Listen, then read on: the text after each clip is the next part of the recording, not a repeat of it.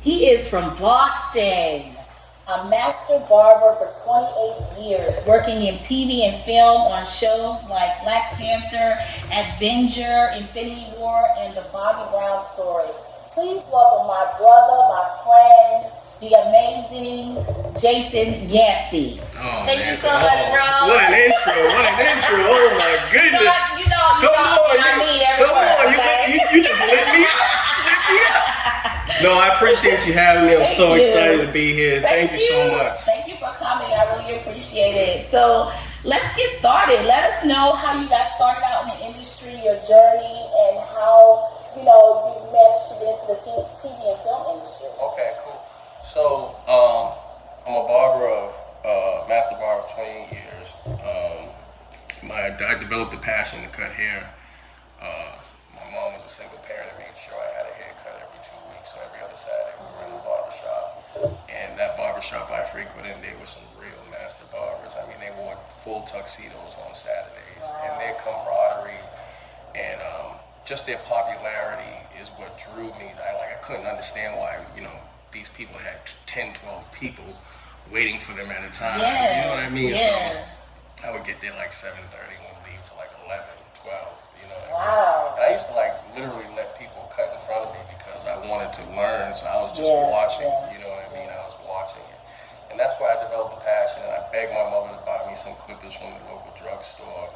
And this is 8th grade when I first started, cutting friends at school. Yeah. And with that first pair of clippers, I butchered one of my classmates so bad, and he had to go to school with that. I'm still sorry. It was a very traumatizing experience for him. So fast forward, I was going through high school and was cutting hair on the side. All my friends from school and so on and such forth. And I remember I had this job. So every week I had this under the table job. Every week I would go buy a professional clipper. Wow. With my money. Every week I would save my money and I would go buy a professional clipper because I wanted to use what I saw in the barber shop. So there was even times where I got clippers that I didn't even know how to use or how to work. Yeah. So I would take them to, we lived in the suburbs at this time, I would take it to this little shop that was like in the center of town, and I would always ask this guy, he had a barber shop with one chair. And he was like the local barber, and I would ask him how to work these tools, and he shared with me how to work them, you know what I mean? So at that point I had my room set up like a barber shop, full station, with all the legit tools. Yeah. You know what I mean? So I started cutting like that.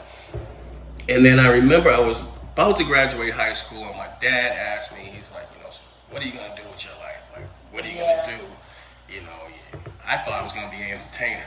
Yeah. I was in the music. I thought I was a dancer, so I thought I was gonna go on tour. I thought I was gonna dance back over Janet Jackson or something. Whatever. Yeah, so I had groups throughout high school and my early 20s. I was in a group, and I thought I was gonna be an A&R. Fast forward, he asked me that question. I said, you know what? I said, I'm gonna go to barber school. Because I had to have a plan because he was militant. I had to have a plan. I'm gonna go to barber school. So I graduated on that. I got all the information for the barber school and everything, set myself up. And I graduated on a Sunday, and I started barber school that Tuesday after graduation. Would have started Monday, but it was closed on Mondays. Right. So I started barber school on that Tuesday, and I finished in 7 months. Wow. In Boston, where I'm from, it's 1,000 hours. You have to do 1,000 hours. Okay. And it usually takes people a year to almost 14 months to do it, and I did it in 7 months. And you know why I did it in 7 months? Because I was doing everything I could to obtain extra hours. I was emptying trash, sweeping up, cleaning, whatever I could do to get an extra hour. Yeah. So I banged that out. Then I went back to the shop that I grew up in, going to, and I asked them for a job.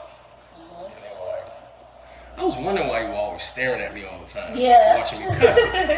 So shout out to Mattapan's Finest. That's where I began my barber career at Mattapan's Finest, and I went on to work there for 15 years and never moved. Built a huge clientele in Boston.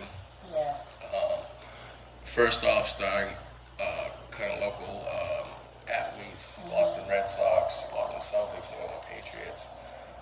But everybody has their turn in the barbershop. Yes. You know what I mean? So if you work in a barbershop with 10 people, you have to wait your turn to be that guy. Okay. You know, you always go into a barbershop and there's always that one barber who's the fire barber. Yeah. Everybody's waiting for him. Yeah. It takes a little time to get to that spot. Yeah. You know, so you have to kind of wait. And that's why I waited and I stayed in that shop for so long, because I would let other barbers leave and go off and do their other venture, and then I would just move up. I would move up until I became that guy. You was that guy. I wanted to be that guy. Yeah. That was what I was passionate about. I wanted everybody to be waiting for For me. you, yes. You know what I mean? Yes. So I just waited my turn, built my clientele, built a massive clientele. And I got to a point where I just felt stagnant. Boston's a very conservative city. It's not a show me state. Right. So a haircut is not that important. I wanted to go somewhere where I knew I'd be valued a little bit more. And then it was Atlanta. You know, the ultimate thing that drove me was I had established this clientele, and I was going by appointment only. I made all the right moves in order to be that guy. And then me being the person I am, I always take one more client. You understand what I'm saying? Like, so no matter how tired I am or how busy I am, if there's a walk-in or somebody needs my service, I'm going to give it to them, because you never know who that person is going to be. That's true. Right? That's right. So I never changed that, right? So at this particular time, at this particular moment, in that shop I worked at for 15 years, I used that same mentality. If somebody asked me to do them a favor, can you squeeze my friend in? Okay, so I squeeze this guy in, and he comes in and he's like, you know, I want it just the way it is, and he had like this little skinny chin strap beard, right? He just wanted to shape up. Mind you, like, only go by appointment, so I'm doing a favor for another client that was coming to the shop, had a friend with him. This particular guy, I line him up, I ask him, do you want it exactly like how you said, exactly how it is? Yes, so it was super skinny. So I line him up, I do it exactly what he says, then I hand him the mirror and he says, you messed me up. Right? Yeah. He said, you messed me up. Oh, that's... Mind you, I did it exactly how he said it, right? So I said, okay, no worries. You know, it was already skinny. I thought you wanted it exactly where it was.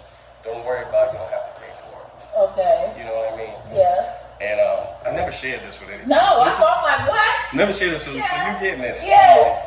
This is the real reason why I moved out of Boston. Oh. For one person that I never knew before. What? Right? After I established a clientele for 15 years, I let one person drive me away. But listen to what happened. Yeah. So he says, it's not the point of me not having to pay for it. He's like, I gotta walk around like this, looking messed up. And then he proceeds to say, I should shoot you right now. Are you serious? Yeah.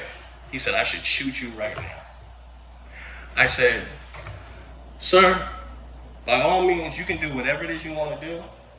But what I'm going to do is I'm going to walk away right now. So pardon my back. And I left. Right? I left. I waited for him to leave. And I came back. And at that moment, right there, I knew that it was time for me to go. Yeah. It was time for me to go because I felt like my value and what I brought to the table was unappreciated. Yes. You know, and it's unfortunate it took one person, a total stranger, Yeah. that I never knew, but that was God. Yes. That was God telling me God. something. Yes. Get up out of there. He got something more for you. So that was a plan. That happened on, I remember the exact date. That happened on October 3rd, 2009. Wow. After I left the shop that night, I booked a flight to Atlanta. Oh my God. For October 30th. Yeah, October 30th. Yeah. And I left. Wow. That's a story. And I left. So tell me, look, I'm so interested. I left. I did the type of leave where you leave with a duffel bag and just some cash. And just some cash in your pocket. So I came and I had a family member out here that I stayed with. Oh, good. Okay. For like 90 days until I kind of got myself established a little bit. And I'm just trying to, find the best shop to work at. And, I only had a little bit of money. Atlanta's, I was going out because Atlanta draws you to go out. Oh, yeah, of course. I was going out networking because you had to do that. Yes. Like I was trying to, meet people and trying to find the right pockets to be in. And finally, I found a shop. It was the hottest shop in Atlanta at the time. It's called Arena Barber Shop. And I worked there for 18 months, built my clientele back up. And I'm going to tell you something. I built that clientele up in 18 months. What I did in Boston took me 15 years. Wow. Literally only took me 18 months. That's amazing. That's amazing. Yeah. So fast forward, I moved around. Atlanta's like, and this is no knock to any other barbershop owners or anything. Atlanta's kind of very fast turnaround with shops. Yeah. Typically, owners, they rent a space and they sign a 3-year lease, not a 5-year, sometimes only 3-year lease, and then they just never re-sign. They never re-up the lease. Right. So that happened. Shop closed down. I had nowhere to go. I had to try to find another shop. I went to another shop to work at, so on Ramsey. And then a partner of mine, he went back and got the shop that I originally established his clientele in. So I went back with him and I managed the shop, and we had the shop for about 3 years. And after that, couldn't find anybody to work. Nobody wanted to pay Blue Friend. So we did away with that, and I just went and got a suite with my clientele, and I just had a personal relationship with my clients, and I just did it like that, kind of overhead, and I couldn't fathom moving around shop to shop after that. Because what was instilled in me, I was in Boston at the same shop for 15 years, so to come to Atlanta and move shop to shop to shop was, I wasn't about to do that. So I got a suite, and I was cutting a suite, and I met this lady. Her name is Dee Dee Metzger. Dee Dee. Shout out to Dee Dee. Shout out to Dee Dee. And I don't know what she saw in me or what it was, but she stopped me one day in the hallway. We shared, we had suites in the same establishment. She said, "You ever work on set?" I said, "No, it's always been a passion of mine, and I just never knew how I would go about it or whatever." And she was like, "Give me information." Gave her information. Like 3 days later, I get a call, and it just asked me, was I available with an address to come to. They never tell you what it's for. Yeah. Right. So I said, okay, yeah, I'm available. And I went, and it was Black Panther. Oh my God. It was the first set I ever worked on. That's crazy. So, I say that to say, like, you never know. You just never know who you're gonna meet. That's right. Who you're gonna cross paths with. That's so true. Who's watching you? Who's watching you? Who's noticing your character? Because it's about character. It sure is. It's not about how good you cut or you're the best hairstylist, whatever. It's what's within you. Inside, yes. You know yes, what I mean? yes. So thank you, Dee Dee, because that day my life changed forever. Oh my God, that is such an amazing story. And like you said, you never know. You got to be ready. You always have to be ready. And you always have to have that character on the inside of you, because that character is what's going to open those doors. I'm so glad you said that. So as you're entering into the film and TV industry, tell me a little bit about that journey and how that is shaping you into this amazing barber that you are right now. Well, it starts off and it's different because you're a barber and you're used to the barber shop. And people often might watch TV and say, barbers or hairstylists, I don't know about that hair. That hair could have been a little better, but you don't notice until you get on this side of the industry. Yes. That character builds different. Oh my God. You know what I mean? Character builds different. So that particular actor or actress may not have called for a tight haircut or a polished hairstyle. Yep. You know what I mean? It's so different. Yeah. It was challenging because I had to erase the sharpness. Yes. of my haircuts. I had to learn how to erase it, and then I had to learn how to build it. If they didn't have it, I had to learn how to build the hair. Yeah. So you know, that was the most challenging part of, you know, stepping into this industry, is learning how to separate what the barbershop is to what television and film is. Yes. It's totally different. Yeah. So basically, you just pivoted into the film industry, and you had to kind of switch some things and learn some things. Yeah, I had to learn a lot. Yeah. I had to learn a lot, and it's been good to me. I was able to, you know, start off in the background, and I just worked my butt off. And I think people noticed me and took a liking to me and gave me opportunities because of that. Yeah. Because of my character, and because of how I presented myself. Yes. You know what I mean? Yeah. In a professional way, worked hard, did what was asked of me, did more, did what wasn't asked of me. And that's where that's how it started. It started off in the background, and I had an opportunity to go on the trailer for the first time. I stepped in for a stylist, and from there it took off. You know, I did Black Panther, Avengers Infinity War, and then the Bobby Brown story, which is my baby. Yes. Which is my baby, because people always ask me, like, what's your favorite? Yeah. What's my favorite? Yeah. And that is not only because Bobby Brown, I'm the biggest Bobby Brown fan in the world. I don't care. Don't ever say nothing bad about the king of R&B in my presence.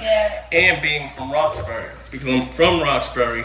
They're from Roxbury. Bobby's from Roxbury. New Edition. I was raised on New Edition. It was the first album I ever bought with money. It was a 45 album. So it was for my city. So it felt dear to me. And so that opportunity, after I did that opened a lot of doors. But let me tell you, that was one of the toughest shows I've ever done, because it was a period piece, and it was so extensive, the timeline and the wigs. And, you know, I was sick every day.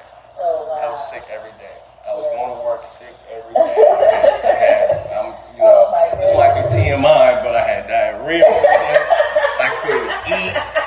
They would go to lunch. They would go to lunch. I would go to my car. I was not eating. I probably lost about 20 pounds. Oh, wow. Because I just wanted to be great. I wanted to be perfect. So I didn't care about anything else but getting the job done. At that point, and there were days where they were like, "Are you coming back tomorrow?" And I'm like, I'm coming back. But I didn't want to go back. I know. I didn't want to go. There was times I was like, I just want to go to the barber shop and cut hair. I don't want to do this anymore. It be like that, though. It be like, okay, I don't want to do this no more. But your personality is so magnetic, and especially among actors and stuff, that they actually request you. They be like, we want him to come in as like a personal and stuff like that. How does that make you feel when you are like that type of personality where people just want you around? Honestly, I feel like I gotta attribute it to my earlier days in my career, like cutting those baseball players and football players and basketball players who always had all this money and this celebrity fame. You know what I mean? That kind of really trained me to not to be in the room. Yes. You know what I'm saying? It trained me to be in the room and not, quote unquote, be a groupie. Yes. Because oh my God, don't be a group. Oh Jesus! I tell people, please don't do that. Don't do that. No, because these people want to be treated regular. They just want to be regular. They want to be regular. Right. You know what I mean? They want to be treated regular, and they want a service, and they want to feel like they've had a service. Right. No matter of their stature. Yes. Very true. You know what I mean? So I believe that helped a lot. So I also believe that that attributes to me not being able I treat everybody the same. Yes. You know what I mean? So even when I'm building this clientele, I've been coming for 28 years, and for 15 years in the same place, I treated every client like a celebrity. Yeah, you do. You know what I mean? I treat every client like they're bigger than Wow. Exactly. Yes. You know what I mean? So that helps a lot. And I also contribute to those clients, and I like to say this too, my everyday blue collar working clients have attributed to my success. Of course, yes. You know, because it's word of mouth. That's right. That's right. You know what I'm saying? Those were the beginning stages that got you to here. To got me to here. Yeah. Because you never know who somebody knows. That's right. You never know. You know, I'll never forget my first Boston Celtic player that I cut was Antoine Walker. And the way I was able to cut him was because I cut one of his best friends. Wow. That lived in Boston, and he was an entrepreneur, and they went to school together. Wow. Do you understand what I'm saying? Yeah. So that's how I got, just from cutting, from standing behind my chair. That's it. So stop trying to chase celebrity. That's right. Don't chase it. It will come to you. Just keep cutting. That's it. Stand behind that chair and continue to cut. Yes. Because you never know who somebody knows. That's so true. And what position somebody can put you in. You better say it. Yes. And you better talk to them. You talk to them when you're in a chair. Yep. Put your headphones on and you're talking to other barbers. Pay attention to what's going on in your chair. That's it. That is it. So many different barbers have, I've talked to, have said, Jason taught me this, Jason taught me that. You have helped, and you probably don't even realize it, but you have helped so many barbers and basically mentored so many people and taught them so many different things, just different techniques when it comes to barbering, including me. What is it on the inside of you that makes you want to help and reach back? Because a lot of people don't do that. I'm just going to say that. And I'm going to tell you, I've always, I feel like the gift is to be shared. You know what I mean? The gift is to be shared. And there was a time when I remember when I was first coming into the industry on the television and film side where somebody didn't share. Yeah. Somebody didn't share. Yeah. And it was hurtful. Yeah. And it was hurtful. And I'm like, we're all trying to get to a common place. So I'm not a threat. Right, exactly. I'm not a threat. I have no malicious intent in my heart to take somebody down. Right. So I'm gonna pride myself on helping others along the way. Especially if you're passionate about it. And of course, I'm gonna dissect and figure out who deserves what. You know what I mean? You're not just gonna juice off of me. Right. You know who to help and who not to help. I know who to help and who not to help. You know what I mean? But I'm gonna share the gift because there are plenty of people who shared it with me. Yes. And they didn't have to. That's right. And they didn't have to. So I'm truly grateful. Going forward in your life and in your journey, like as far as the future, what do you see in your future as far as the industry is concerned and your craft and your career? What is something that you look forward to in the future? I just want to continue to be consistent, do the job to the highest level I possibly can, and where that takes me, I don't know, but I'm prepared. Yes, I'm prepared I love for that. it. Where it takes me, I'm truly prepared for it. I don't have any certain expectations out of it, but I'm planted. Yes. Do you understand what I'm saying? Oh yeah, I understand. I'm planted in it. Yep. So I'm going to continue to, my to flowers grow. going to continue to grow. To bloom and grow. I love that. Where it goes. Yeah, I love it. For our final question, what is it that for young people, because I know not young people, but you got people that's coming up in the industry right now that are barbers that are trying to get into film and TV and things of that nature. What could you tell them as far as advice-wise, and even those who are in the industry just getting in? What kind of advice can you give those type of people as well? Well, first, for barbers that are just coming into the game, go to school. Go to school. I can't stress it enough, man. Go to school, because you can learn as much as you can on YouTube and Instagram, but they're not going to teach you the theory of it. Yeah. They're not going to teach you the ethics that you actually need to be successful. You have to get in that book and know the theory. You know, you have to learn everything you possibly can at barber school. Because they offer a lot. So don't just go to barber school and want to fade and shape ups and tapers and stuff. Learn how to cut straight hair. Learn how to do a roller set. They're going to teach you all that. Learn how to do some color. The only difference is between cosmetology school and barber school, and I don't know if this still applies, but it did when I went to school, was cosmetology, they do nails.